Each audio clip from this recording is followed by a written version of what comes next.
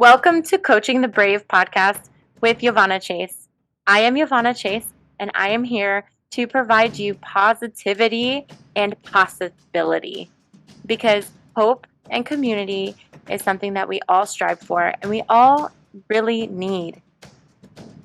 So enjoy and sit back. I am so thankful that you are here another week because what we're going to be discussing here is just so many fun people who are not only part of the military community, but who are also part of the civilian community and who have things to offer for the military. And it's not only about interviews and chatting together, but it's also about experiences of coaching and meditations and just fun little quirky things that come to mind that I just want to share with you. And I hope that they bring you a light at the end of the day to take with you to the rest of the week. And I hope you really enjoy. Without further ado, let's get into it.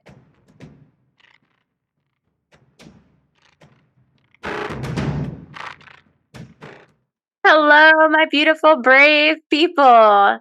Thank you for listening another week. I truly appreciate not just your sacrifices, but also putting yourself first. Thank you for doing that today.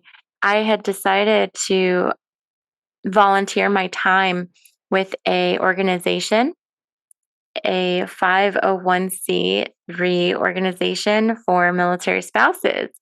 And their name is Independent. So if you've heard of them, shout out, go to their Facebook, find yourself some wellness because Independent makes wellness accessible and creates opportunities for all military spouses to connect for friendships, accountability, and inspiration.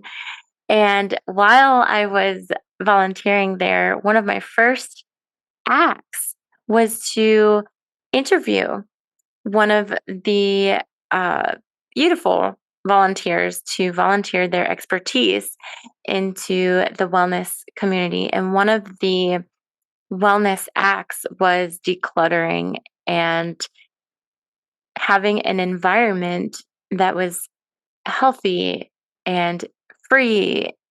And this beautiful person, her name is Emmy McDermott. She was on and I was interviewing her and we just hit it off right away. And I was so excited to bring her on to share it with you, with my audience, because I think we all need it as busy parents.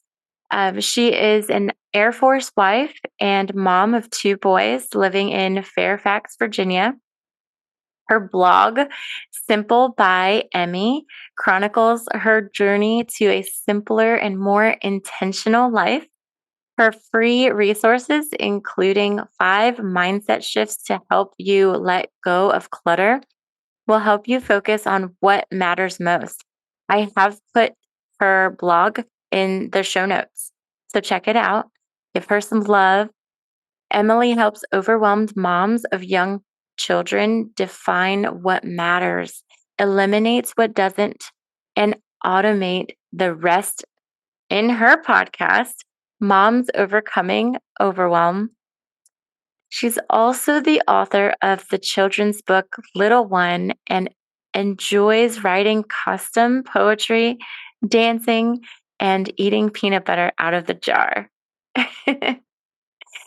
So let's go into that interview. I'm so excited. Right. Hello, everybody. I'm so thankful today because I have with me in my presence and here with you all, Emmy McDermott is a declutter master. That's what I'm nicknaming you anyway. We met. We met because I was volunteering for a nonprofit organization that supports military spouses. And if you haven't heard of it, it's called Independent.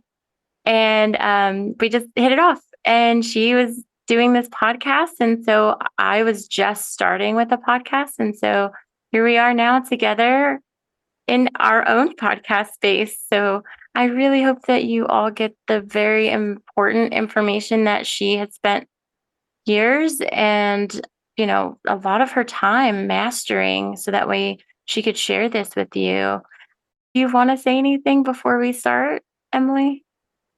I'm just really happy to be here, and I'm so glad that we connected. I have kind of a unique experience in that my husband is permanently stationed in one place, Nice. which is very unusual, I realize, in the military community. So I'm just very grateful for the community that you serve. And even though my experience has been a little bit different than others in that regard, I do have a lot of decluttering experience. And I know that when you are having to move very frequently, it's always helpful to have some of that knowledge and expertise. So I'm happy to share anything that would be of interest to your listeners. Yeah. How funny is that? Because, yes, you are a military spouse, but you're permanently stationed and you have this skill of decluttering. And now you're giving it to everyone, not specifically to the military, but we're here connecting and it's so beneficial, especially when we do move around a lot. So this is serendipitous kind of. Yes. Yeah, very cool. All right. So the first question I have for you is, if you would just introduce yourself just a little bit and tell us about your family, who you serve, and how you like to spend your time. Yeah, sure. So I know you introduced me already a little bit Kind of, before, yeah, but I am Emily, and I'm married to my husband, Pat. We've been married for 14 years. I have two kiddos. So I have two boys. Shout out to the boy moms. yeah. And I have a 6 year old and actually a 5 year old. And they are definitely a lot of fun. I've been a stay at home mom with them since my oldest was born. And I also, sort of as my side gigs, I guess you could say, but I write custom poetry. And I also have started this podcast called Moms Overcoming Overwhelm.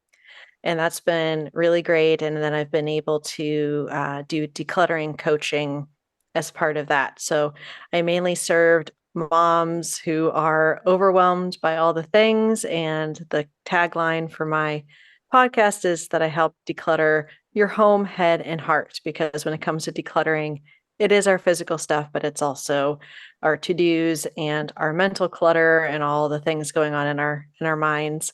So yeah, that's a little bit about me as far as spending my time when I'm not taking care of the kiddos and so forth.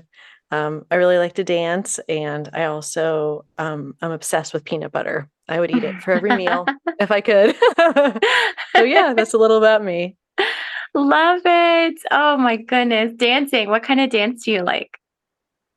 Oh gosh, really? I was a ballet dancer for many years when I was growing up. But Nice.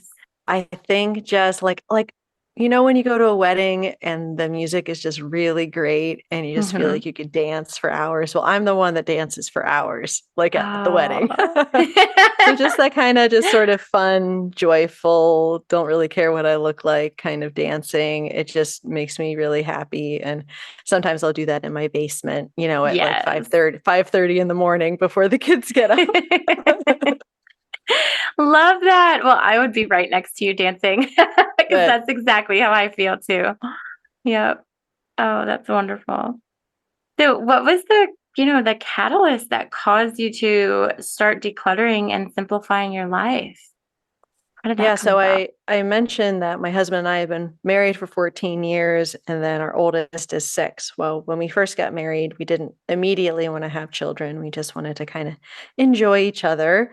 And then when we finally decided we might want to have kids, or we're kind of thinking about it, we actually had kind of an early miscarriage. And it's interesting when that happened because number one, we kind of didn't know we wanted to have kids. And then when we found out we were pregnant, I was like, oh, yeah, this is what we want.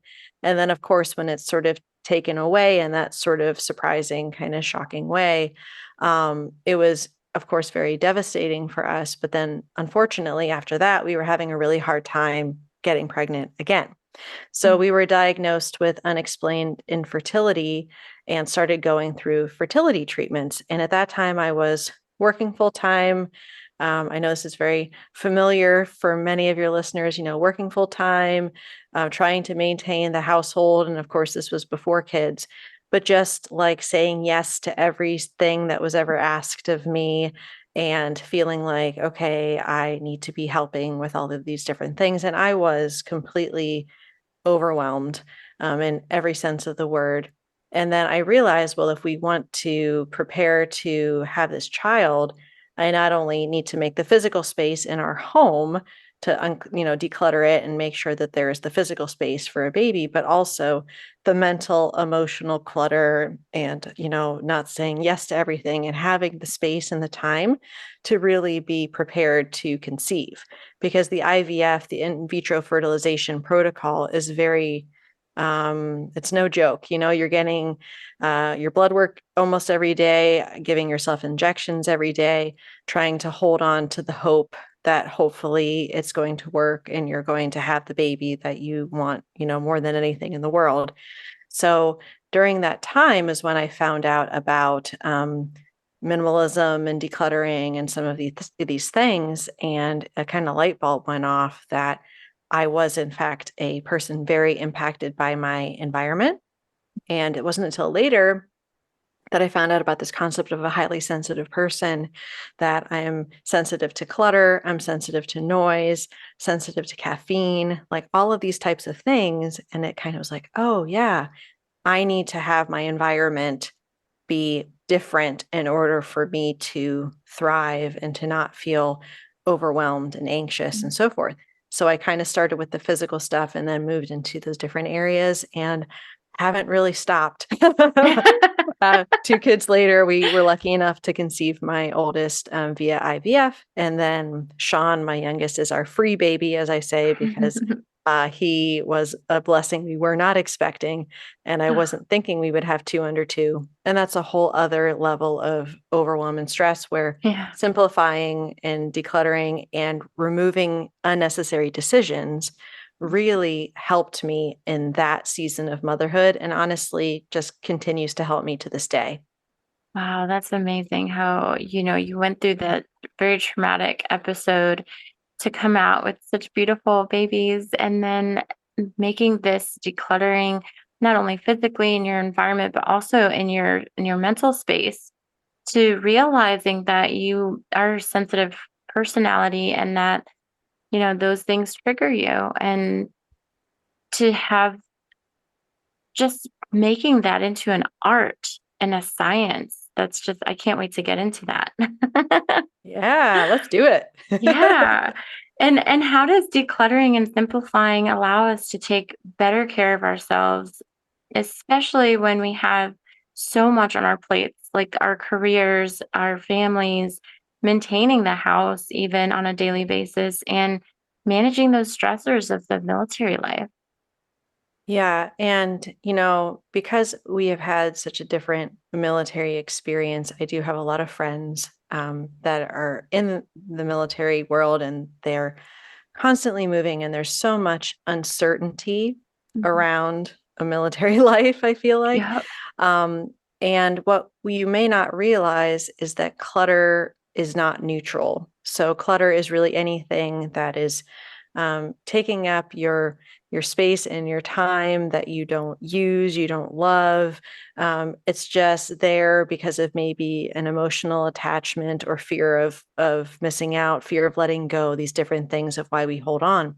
But clutter actually causes stress and anxiety levels to rise, and there's kind of science behind this. So the stress hormone cortisol actually increases when you are in a cluttered environment, and it impacts your sleep, how well you sleep. It impacts whether you eat healthy foods or not so healthy foods. And there's all these studies behind each of these things, but also it impacts your focus. It impacts your transition from work to home. It impacts your Mhm. relationships with your spouse or partner. It impacts the relationship with your kids. It steals your peace. All of these things. So clutter is not this neutral thing that, oh, I just have a little bit of extra stuff and it's okay. It is impacting all of these things. And so when we're actually able to simplify, when we can remove the excess, when we can remove some of these decisions that honestly we don't need to make, because we need to focus what I call our most precious resources of time, attention, focus, and so forth. We need to put those where we have the most return on investment, which is like these really important decisions in our life, not like, okay, let me figure out every single day for the rest of my life, like what's for dinner, like it's Groundhog Day. Exactly. Because a lot of times it feels like that, or just with like, with children and their activities and their toys and what they're wearing, and mom, what do I have for a snack? And it goes on and on and on. Yeah. Let's simplify and streamline some of these things and routines so that we can focus on where are we moving? Like, what am I packing? Where are we going to have the kids go to school? Like, some of these major life decisions are really Yeah. where we need to be focusing our time and energy, not on the things that are cluttering our lives. Oh, I love that. And it's so true. We have so many, in the even in civilian life, everybody is so different. We all have our own variants in our family dynamics and cultures, but it all comes down to that. It's that sometimes it's overwhelming, like you say, that you come in from work or coming out of the car, and I know myself, and I know some people that I hang out with, they just don't want to go back inside because it's so cluttered, and me with ADHD, it's just not feasible. It has Mhm. to be a certain amount of clean and tidying. This way we can have that presence be quality presence with the family. And if it's helpful, I can have the links for some of the studies, because some people really resonate with being able to see the science behind it, or also when you're Yes. having that discussion with your spouse or your partner, to be able to say, like, Mhm. I'm not crazy. This is actually stressing me out. And Yes. I've heard the term clutter threshold, which is kind of like what you're talking about, Mhm. that some people, their threshold for how much mess or clutter they can deal with is high. And someone like me, or maybe perhaps you, that, I'm very sensitive to my environment, my threshold for that is very low. And so Mhm. if you have people with different thresholds living in the same household, obviously that causes a lot of friction. And it's Oh, helpful to say, yeah. like, hey, this is where I'm coming from. This is actually causing an impact to my well being, my physical and Mhm. emotional well being. And this is why I feel like this is an important thing for us to focus on in order to improve the quality of our lives, and also having our home feel like a haven and not Yes. like a prison of stuff, because that's Mhm. not what our home is designed to be. And one thing I just thought of is, if you're moving every 2 to 3 years, if you are or you aren't, you want every place that you live to feel like home, right? Yeah. Well, if it's filled with a bunch of stuff that is cluttering your life, you can't have that feeling of home as easily as if you removed all of the excess and what wasn't serving you and your family, and then just kept what was supporting, like, the life Mhm. that you actually want. Absolutely. 100% agree with that, especially because, moving, there's different housings within the military stations. And so we personally came from a house that was 22 square feet, 2,200 square feet, to a house that's now 1,500 square feet. Mhm. So all of that stuff that we had, we're noticing that we don't use it. So why have it? Yeah. Eventually maybe we'll use it like our crafting things and stuff. But other than that, there's some things in boxes that we don't even use. And we've already talked about, decluttering and stuff, but I can imagine other families and what things that are just not being used. Yeah. Yeah. Yeah, there is a concept of aspirational clutter, which is kind of what you're talking about, that it represents some things that we used to do, or that we think that we might want to do sometime, Yeah. if only we had the time to do it, like all Mhm. the unread books and all of the crafting things we never do, and all of this. And actually, a friend of mine who I did some coaching with her, she ended up finally either selling or giving away a sewing machine that she had had in her house for 7 years, that she finally realized, I'm really not going to get to those sewing projects. So I'm Yeah. just finally going to let it go. And sometimes it takes up a lot of like physical space, and it's just nice to get that physical space back. But sometimes it's more of that emotional space where it's like you make yourself feel bad about the fact that you're not able to do some of these things you used to do, Mm-hmm. especially as parents or moms, like when your focus is now going more towards the kids and you're not able to do some of those hobbies you used to do. You don't want to be going into parts of your home and feeling bad about yourself and Yeah. the life that you're living. So it doesn't mean that you can't do it at some point in the future, but don't have it be a visual reminder of Yeah. things that you aren't doing to make yourself feel like a failure or something. Mm. That's not good. I love that. Yes, anything we can do to set ourselves up for success versus the other negative aspect of it. Absolutely. I love the way you twisted that and almost reframed it in a way. I must be Yeah. learning from you with all of your coaching expertise. We're learning from each other. Hmm. Awesome. And so, why do we feel overwhelmed by some of these tasks vying for our attention in our homes? We touched on a little bit of it, but is there more that we can do about that feeling that we have with that stuff? So overwhelm, it can mean a lot of things, but I see it as, that you're feeling like this load or like this, you're inundated, with stuff. Mm, And sometimes also it's just having all the mental clutter that you just feel like everything's going on in your brain. And it's like that feeling of, oh my gosh, this is too much. I have too much to do. So, by reducing the amount of stuff that we have and the things that we're doing in our day to day life and getting some of that mental clutter, getting some of those to dos down on paper, just kind of being able to see everything, we're able to kind of at least understand where it's coming from. But also, a friend of mine that I just spoke to recently on her podcast had this really good point that oftentimes we feel like we have to multitask through everything. So we're like, okay, I'm going to do the laundry, but then I'm also going to listen to a podcast and then I'm going to cook dinner while I do this and this and this. And then we have like these half done tasks like all over the place. oh, yeah. And our brain registers these things as, okay, you have to do this, you have to do this, you have to do this, which is a type of visual clutter in and of itself. Mm, So, one thing that she mentioned, I really like this, is sort of following the thread of one thing to completion, even if it is like you start with the one thing.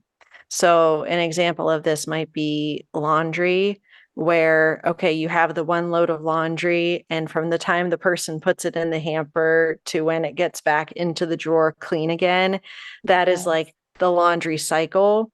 And ideally, that would all be happening in the span of one day, not just like Mm, days and days and things are here and there. And do I have any clean underwear and that kind of stuff? So instead of trying to focus on all the things, like let's try to take one task through to completion. Or with like the dishwasher, stuff's in the sink, and then is it clean or is it dirty? And, all of these things. So when it comes to our stuff, we need to develop, even if they're very simple systems, to develop systems around the stuff that's already in our home and the stuff that's coming into our home. A lot of moms, they talk to me about all the paperwork that we get from the kids' yeah. schools and what do we do with it and the kids' artwork and that kind of stuff. And just being able to have a simple, like, the home is not the kitchen counter.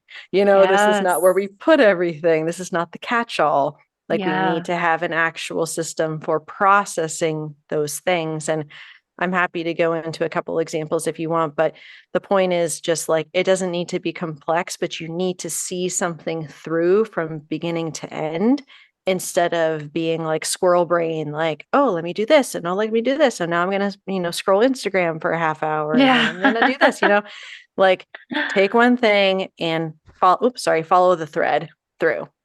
Yes. Oh my goodness. So agree with that. And it's so, like you said, it's simple things, but just to develop that habit of doing it and seeing it for ourselves. I think a lot of times we have to experience the actual doing of it. This way we can, actually implement it, because if not, it's like, okay, better, a lot of us are so overwhelmed that it's like that phrase comes to mind. It's better, or what, how's it go? It's easier said than done. Yeah. And yeah, to a point, right? It is easier said than done, but it's possible. We can hmm all do it. And I love that you bring that to the table, that you can make it easy for yourself.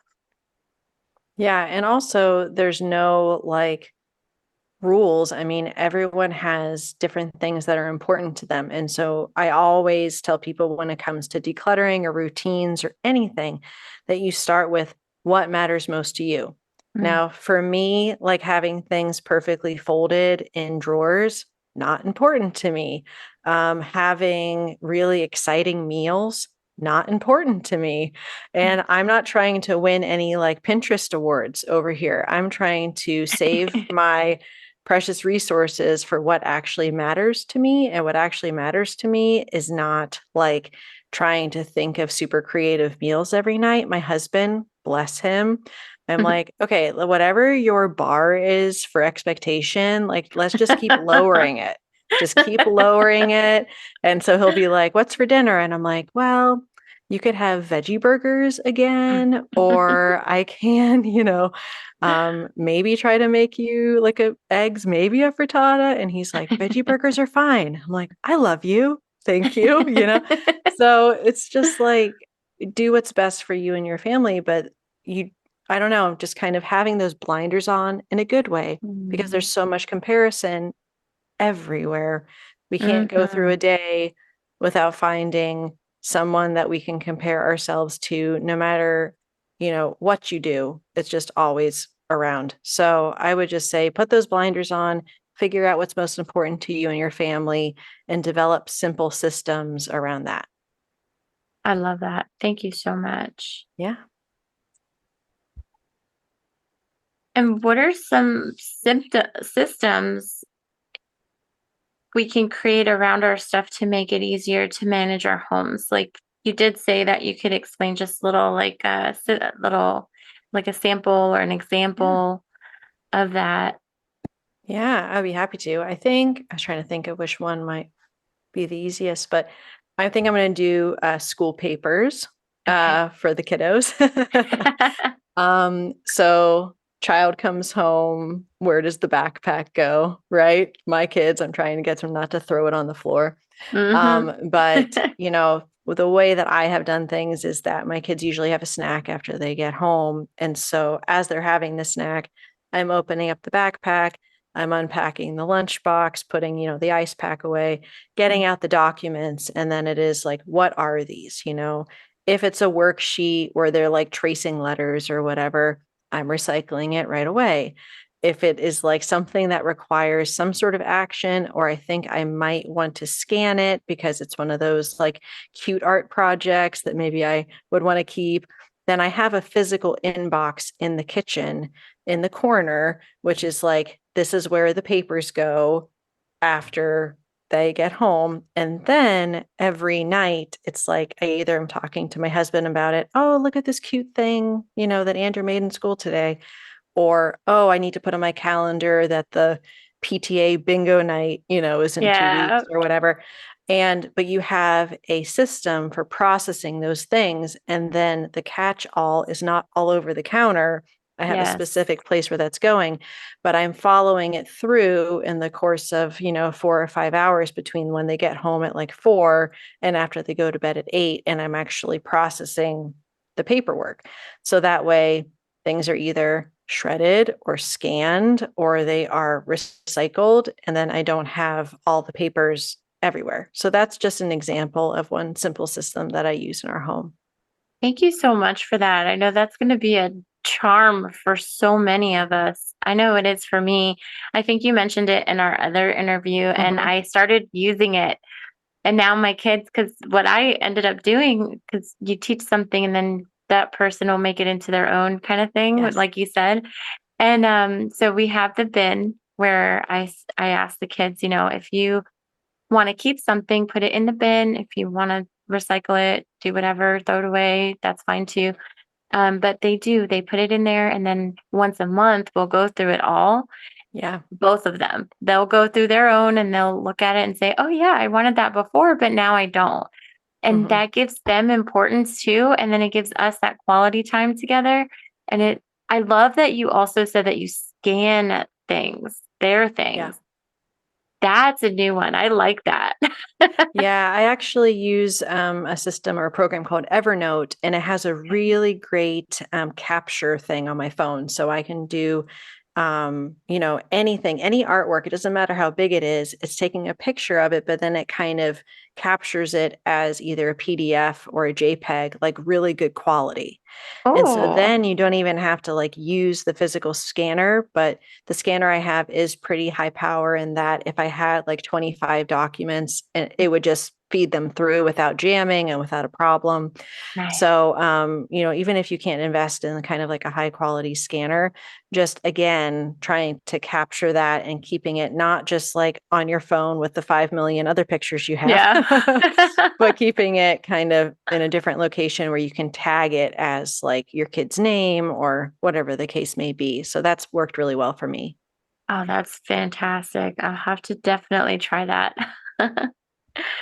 And then, where can people contact you? You've given us such gems of information. I really would love for them to reach out to you and find you, and so you guys can help each other. And yeah, where Yeah, can they find you? definitely. So probably the best place is the podcast, Moms Overcoming Overwhelm. And I do have a free Facebook group, which is for decluttering. We do decluttering challenges like every other week, just like 15 minutes a day. And I do kind of daily check-ins and videos and that kind of thing. And I don't just have, moms of young kids there. We have some grandmas in there and, Yay. everyone different, phases of motherhood and grandmotherhood, I guess.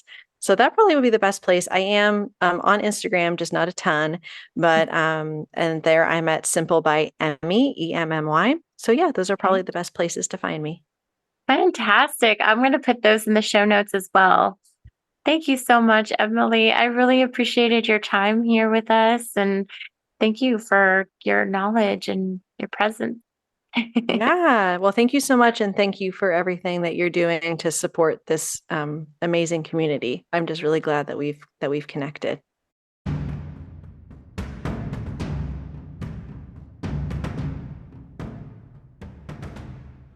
What an amazing conversation that was. Thank you so much for sharing your expertise, your knowledge, and your skills with the Coaching the Brave community. We appreciate you so much.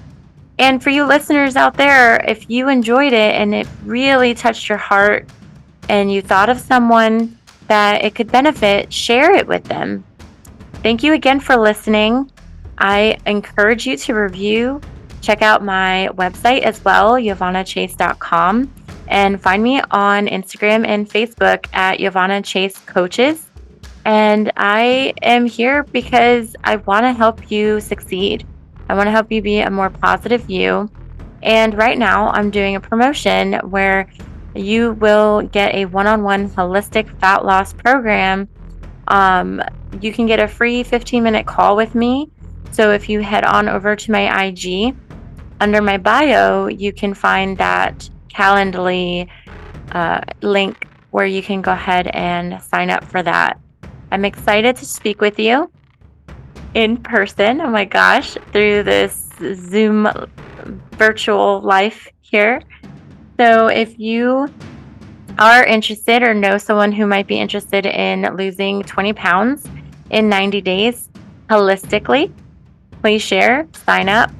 And again, I cannot wait to talk with you next week. Have a wonderful week.